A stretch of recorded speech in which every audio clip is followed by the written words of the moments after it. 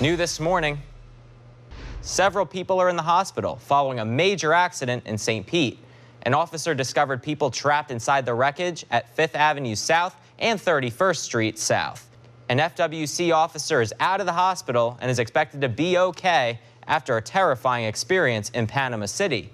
The officer was patrolling the waters when, according to police, two men shot him, stole his boat, and tried to run him over. Wow. It happened after the officer asked the men for ID. The officer returned fire, injuring one of them. A Good Samaritan helped track them down. After weeks of rain, a lot of golf courses have closed until they dry out. But don't put your clubs away so fast, just bring them to Topgolf.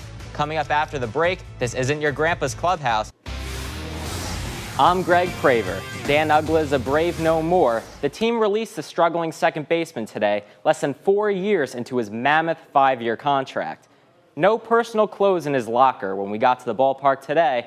Uggla will go down as one of the biggest, if not the biggest, contract flop in franchise history.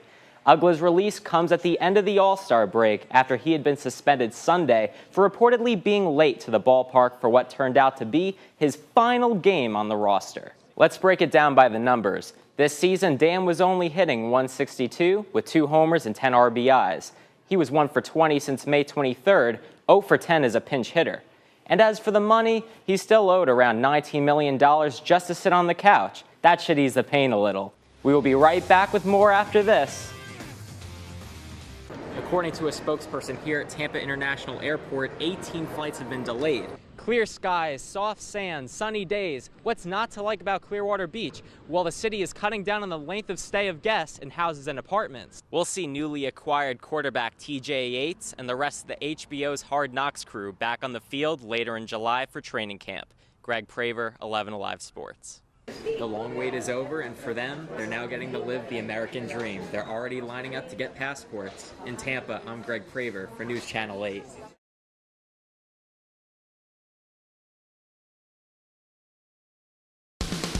What percentage of the participants are first-timers? I would say about 50. 10%. Probably 30%. 75%. 10. 50. I'd say 20. 23%. You were very close. 23%. My age. Yes. Only 3 women participated in the first ever Peachtree Road Race. What percentage of this year's contestants are women? Half, yeah. Half. 80%. 54%. What? You just got it. It's not every day that you see this at a parade. A giant 10-foot-long joint. The presence of pot on a float at a July 4th celebratory parade in Temple Terrace has stirred a lot of controversy. Here in Florida, we see that there's overwhelming support for this. So what I'm surprised at is the negative reactions. Executive Director Chris Cano and the rest of the Central Florida Normal organization are trying to raise awareness to the Florida public. That's his biggest priority. Families can't wait another 2 years for this to happen. We have to pass this election cycle. And that's why our float was so important, to raise that awareness. Normal paid the required fee to participate in the parade, but some parents are asking, was this the right venue? To have that in a parade that's mainly families, especially with very young children all the way up to teenagers, it didn't seem like the best venue for that type of free speech. We're not trying to push drugs on anybody's kids. This is a legitimate medicine that we want to see doctors able to recommend in the state of Florida to suffering patients. 30 wheelchair athletes from around the world traveled to Cedartown, Georgia to compete in its annual 5K race. For winner Tatiana McFadden, it sure was fast. She broke the course record. It was a great race. Cedartown is one of the best races that we have all year, and it's fun and it's fast. For the men, Josh George came out victorious. That is a tough 5K. You're working hard from the gun to the finish line. But more important than the race, it's a community-wide event, one that brings neighbors and families together. In Cedartown, Greg Praver, 11 Alive Sports. Ross Harris, the Georgia father whose 22-month-old son Cooper died after being left in a hot car for hours a month ago, is currently facing charges of second-degree cruelty to a child, along with felony murder. He headed to court this afternoon for a preliminary hearing in his case. Harris was denied bond and returned to jail following the 3-hour probable cause hearing.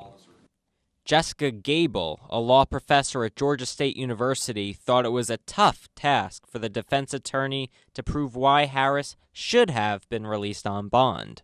Especially once the prosecution decided to discuss the sexting portion of their case and what they're working on right now, it really became an uphill battle for the defense. Defense attorney Maddox Kilgore says Harris is not guilty. We've said he's not guilty from the beginning.